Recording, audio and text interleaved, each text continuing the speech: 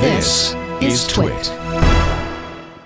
Over the past couple of days, the news has broken that the software application Mike Waltz was using when he inadvertently added the Atlantic reporter into the Signal group chat, thus inviting someone who should not have been privy to those sensitive military planning discussions to participate, was not actually the Signal app. It was a deliberately less secure, modified clone of the authentic Signal app. This is, of course, one of the dangers of publishing everyone's source code, and it's one of the reasons I do not. One of the reasons I have consciously not done so in the past when I've been asked to. I've been digitally signing GRC's freeware long before it was a requirement to be accepted by Windows Defender. I did not want people making malicious copies of my software. So let's back up a bit. One of the criticisms of our administration's use of Signal was that its use would be inherently a violation of the Presidential Records Act because the U.S. Vice President, whose communications are covered by the Act, was a participant in those group chats. The Act, which dates from 1978, requires that permanent records be retained of all official presidential and vice presidential communications. And as we all know, Signal's entire end-to-end encrypted messaging claim to fame is that it is specifically designed so that does not happen. There's a company called Tele, whose executives appear to be Israeli.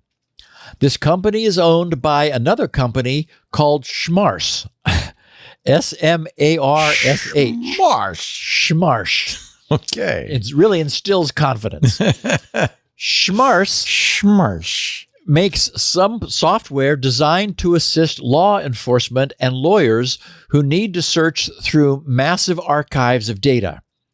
I was curious to poke around Telemessage's website to confirm some facts and learn a bit more, but it appears that all of the links off of its homepage have been neutered. It's telemessage.com, telemessage.com. I presume that I could have pursued this over at the Web Archive's Wayback Machine, but I have a podcast to produce, and I have no doubt that there will be plenty of others whose job is to do that and who will report more. I don't want to spend that much time on this. However, what I can say with sufficient confidence, given the very clear reporting based upon the source code archives that have been obtained, which is corroborated by what Telemessage's web home site does still say, is that Telemessage is in the business of modifying various open source applications, such as Signal, WhatsApp, Telegram, and WeChat, for the express purpose of adding to them long-term message archiving. In the case of the U.S. administration, Mike Waltz and Signal, the photo that was captured of Mike Waltz's iPhone during a widely covered all-hands-on-deck cabinet meeting last week clearly showed Waltz being prompted to enter his PIN into an application called TM-SGNL, as in Telemessage Signal. For anyone who's curious, I have a picture at the top of page 20 of the show notes that shows in a little inset the picture that was taken by a Reuters photographer, and that it was apparently taken with an extremely high resolution because it was then possible to zoom in on the phone, which Mike is holding down below the conference table, sort of, in order to check his messages surreptitiously. And we can see that he's being prompted for his PIN on the screen. So one of the things that's interesting to me is that the others who have been participating in these group chats, and this is exactly to your point, Leo, have almost certainly been using the regular Signal app. We know for sure that the Atlantic's Jeffrey Goldberg would have just been using Signal. The explanation for this is that the modified TM Signal app was reusing the same Signal server infrastructure. In other words, it is Signal, but it's Signal with a difference. And the difference is precisely the one we've often talked about as being the reason why having conversations strongly end-to-end encrypted is not the entire battle, because encryption is only applied to the conversation in transit. Nothing that's sitting on the user's handset is encrypted. So there's nothing to prevent either malware or modified messagingware from capturing the conversation before it's encrypted and after it's been decrypted. So just how big a problem is Mike Waltz's use of this telemessage signal? It's impossible to say. It's predictable that the press will likely go into a feeding frenzy over this, and it goes without saying that people's opinions about this will be based more upon their political ideology than technology. Our only business here is to look at the technology. And in this case, the question is, how secure is the end result? Where do the captured messages go? Where are they being stored? And how securely are they being kept? 404 Media, an outlet we've quoted here in the past, is screaming with the headline, quote, "The Signal clone the Trump admin uses was hacked," unquote, which I don't know that is true, with the subhead, "Telemessage, a company that makes a modified version of Signal that archives messages for government agencies, was hacked." Okay, now maybe that's more true. We know that the headline, could often be more than clickbait, and we also know that the term hacked has lost virtually all of its meaning because it could mean anything. But presumably something bad happened. Again, since I'm sure everyone who's listening to this podcast will be encountering this news this week, what 404 Media wrote is worth sharing. And they did some good fact-finding as well. They posted 404... Yeah, you should, just so you know, they don't throw around the word hacked willy-nilly. These guys, right. Joseph Cox and others. Joseph, I think, came from Motherboard Advice. Several of them came from Motherboard and they Advice. did a bunch of verifying. They have turned out. This has become one of the best tech savvy blogs out there. They really know what they're talking about. And that's what we're going to see. I would really trust them if they use the word hack. Yeah. So they said 404 Media has learned that a hacker breached and stole customer data from Telemessage, an obscure Israeli company that sells modified versions of Signal and other messaging apps to the U.S. government to archive messages.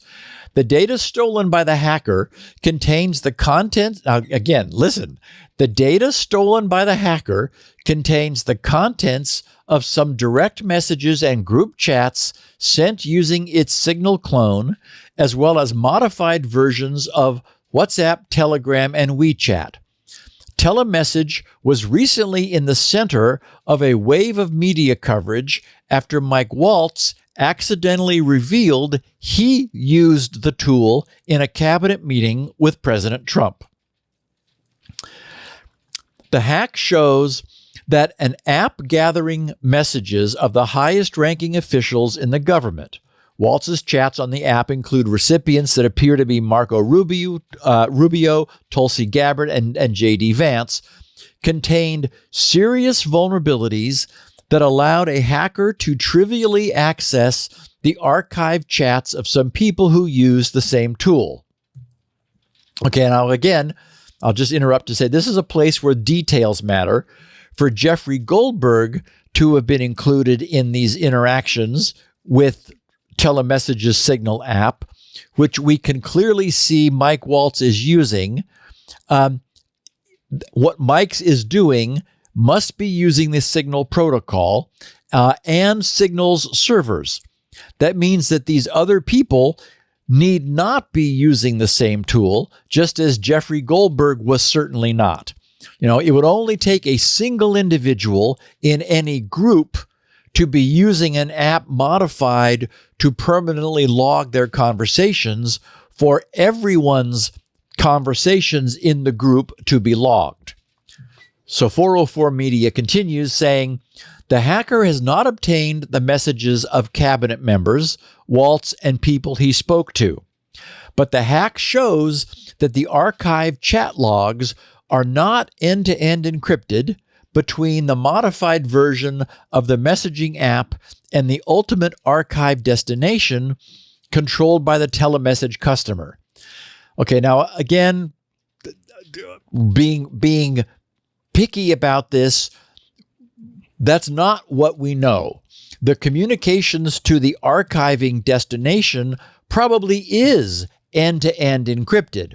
All that's required for that is any TCP TLS connection. But what it apparently does show, assuming that the hacker was able to obtain the plain text of the messaging, would be quite troubling, because that would mean that the data was not stored in any strongly encrypted form. So if you extend the meaning end-to-end encryption to mean that no one outside of the group could ever obtain the decrypted content, then yes, not end-to-end encrypted. Though it certainly, I'm sure it was encrypted while it was going to wherever the hacker found it. So, that's the whole problem here, is that you're basically putting a tap on Signal, yes, so that you can save this stuff. And the big problem is the tap was not secure. Yeah, it was an insecure tap. It is an insecure tap. So they wrote, data related to Customs and Border Protection, the cryptocurrency giant Coinbase, and other financial institutions are included in the hacked material, according to screenshots of messages and back-end systems obtained by 404 Media. And hold on, because we're going to get to them what they actually saw and how they verified the authenticity of the data that this hacker provided them. They wrote, the breach is hugely significant, not just for those individual customers, but also for the U.S. government more widely. On Thursday, 404 Media was first to report that at the time, U.S. National Security Advisor Waltz accidentally revealed he was using Telemessage's modified version of Signal during the cabinet meeting. The use of that tool raised questions about what classification of information was being discussed across the app and how that data was being secured, and came after revelations top U.S. officials were using Signal to discuss active combat operations. The hacker, that is, the hacker that contacted, that they had access to, the 404 Media had access to, the hacker did not access all messages stored or collected by telemessage, but could have likely accessed more data had they decided to, underscoring the extreme risk posed by taking ordinarily secure end-to-end encrypted messaging apps such as Signal and adding an extra archiving feature to them. And to which I say, amen to that. They wrote, in describing how they broke into Telemessage's systems, the hacker said, quote, I would say the whole process took about 15 to 20 minutes. It wasn't much effort at all, unquote. 404 Media does not know the identity of the hacker, but has verified aspects of the material they've anonymously provided. The data includes apparent message contents, the names and contact information for government officials, usernames and passwords for Telemessage's back-end panel, and indications of what agencies and companies might be Telemessage customers. The data is not representative of all of Telemessage's customers or the sorts of messages it covers. Instead, it is snapshots of data passing through Telemessage's servers at a point in time. The hacker was able to log into the Telemessage backend panel using the usernames and passwords found in these snapshots. In other words, those were valid and verifiable. A message sent to a group chat called Upstanding Citizens Brigade, included in the hacked data, says its source type is Signal, indicating it came from Telemessage's modified version of the messaging app. The message itself was a link to this tweet posted on Sunday, which is a clip of an NBC Meet the Press interview with President Trump about his meme coin. The hacked data includes the phone numbers of those who were part of the group chat. One hacked message was sent to a group chat apparently associated with the crypto firm Galaxy Digital. One message said, "Need 7 Dems to get to 60. Would be very close." To the GD Macro group, this was sent. Another message said, "Just spoke to a D staffer on the Senate side. 2 co-sponsors, also Brooks and Gillibrand, did not sign the opposition letter, so they think the bill still has a good chance of passage in the Senate with 5 more Ds, as Ds as in Dems, Democrats, supporting it." And you can see on the screen now, thanks Leo, what 404 Media posted is a piece of the raw data where we see the GD Macro group ID and looks like some phone numbers or serial numbers, and then the actual text decrypted, all there in plain text. So this means, they write, this means a hacker was able to steal what appears to be active, timely discussion about the efforts being behind passing a hugely important and controversial cryptocurrency bill. Saturday, Democratic lawmakers published a letter explaining they would oppose it. Bill co-sponsors, Maryland's Senator Angela Brooks and New York Senator Kirsten Gillibrand, did not sign the letter. So that's exactly what we saw in the Signal capture. One screenshot of the hacker's access to a telemessage panel lists the names, phone numbers, and email addresses of Customs and Border Patrol officials. The screenshot says select 0 of 747, indicating that there may be that many Customs and Border Patrol officials included in the data. A similar screenshot shows the contact information of current and former Coinbase employees. Another screenshot obtained by 404 Media mentions Scotia Bank, or is it Scotia Bank? Scotia Bank? Scotia.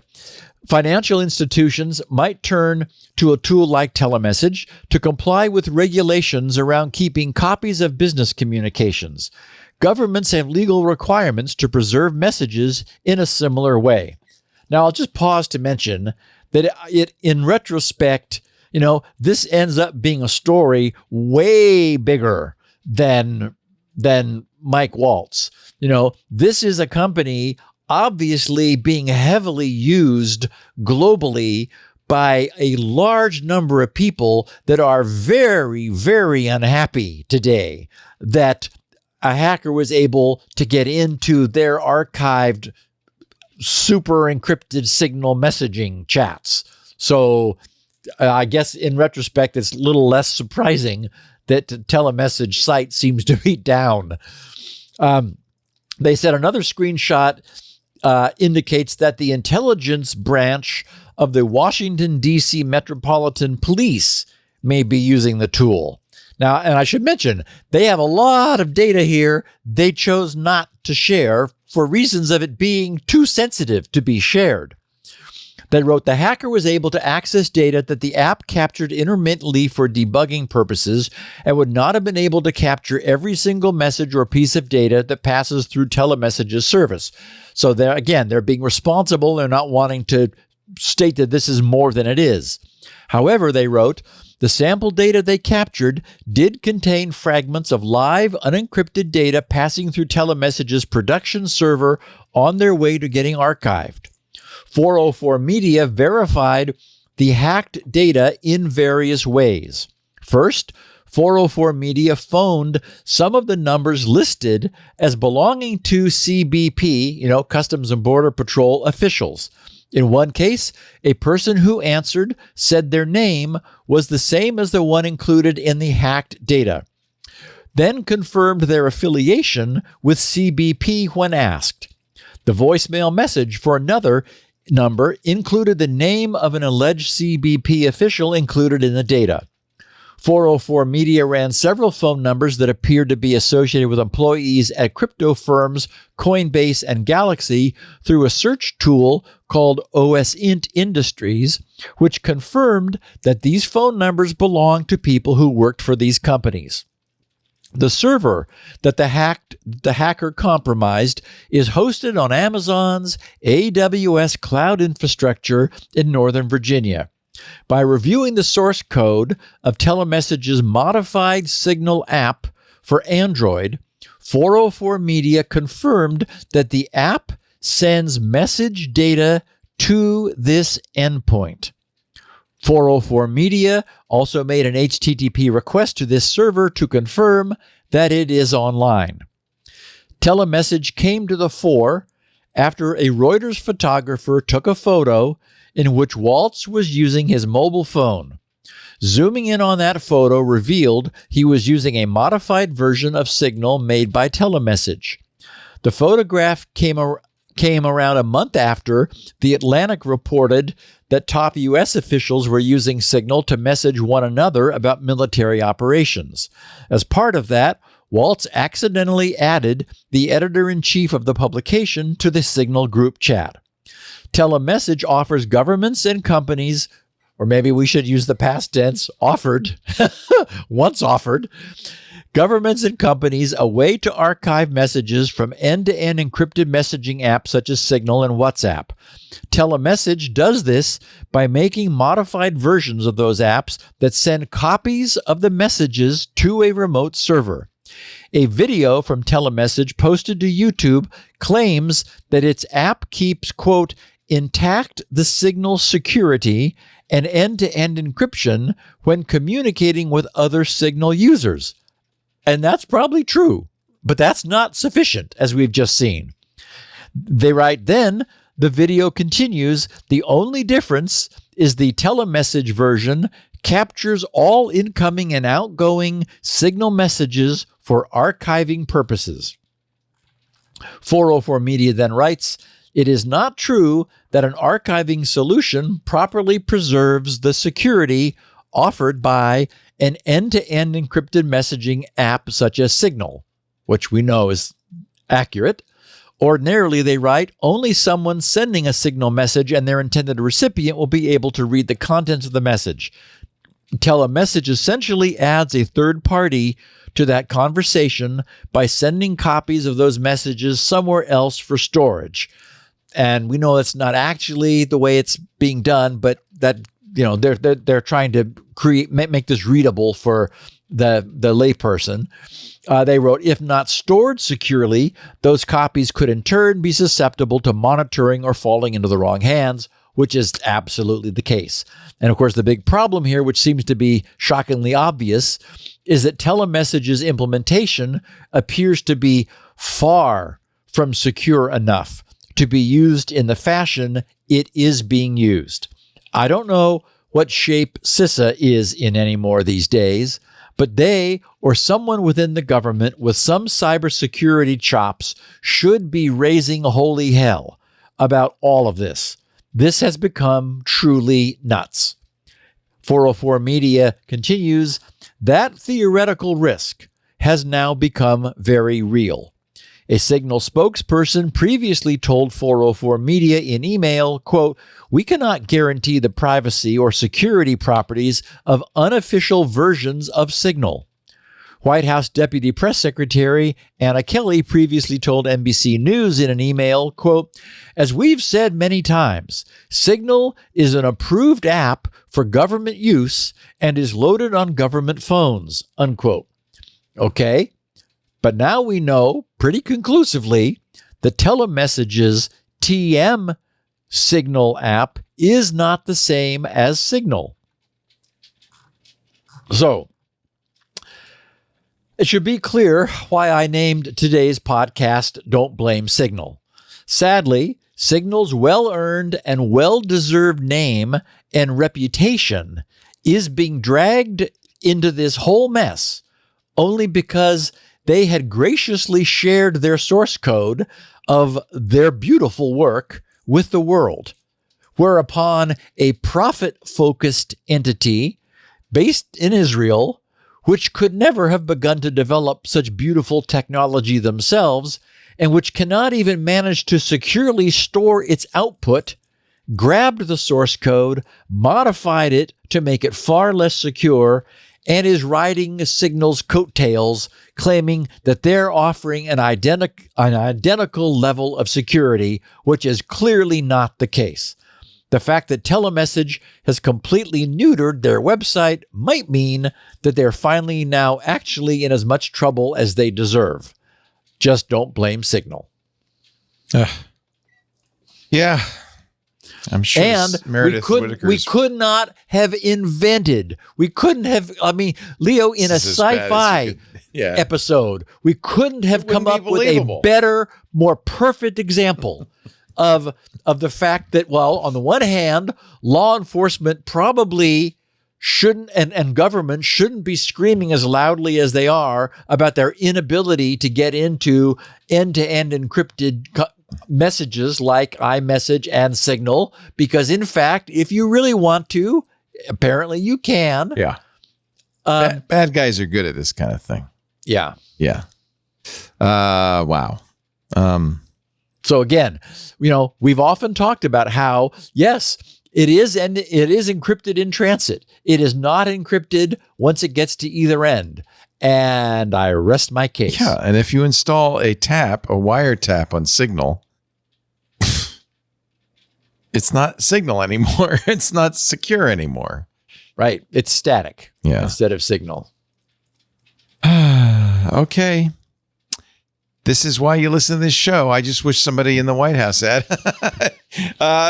We could have told you. Apparently, this was widespread, right? Yeah. Again, what they were doing was probably wrong. I'm not privy to, what internal, are people at the NSA, just going ballistic? Is CISA having a meltdown? I just don't know. No one knows what's happening inside, but it's clear that behavior will change after this, and that's a good thing. I don't know if that's clear at all. Well, I hope it does. Hey, it's Leo Laporte. I hope you've enjoyed this little snippet from Security Now. If you want the whole show, you can get it at our website, twit.tv/SN. Of course, you can subscribe to Security Now on your favorite podcast, or just click one of the links below. Security Now.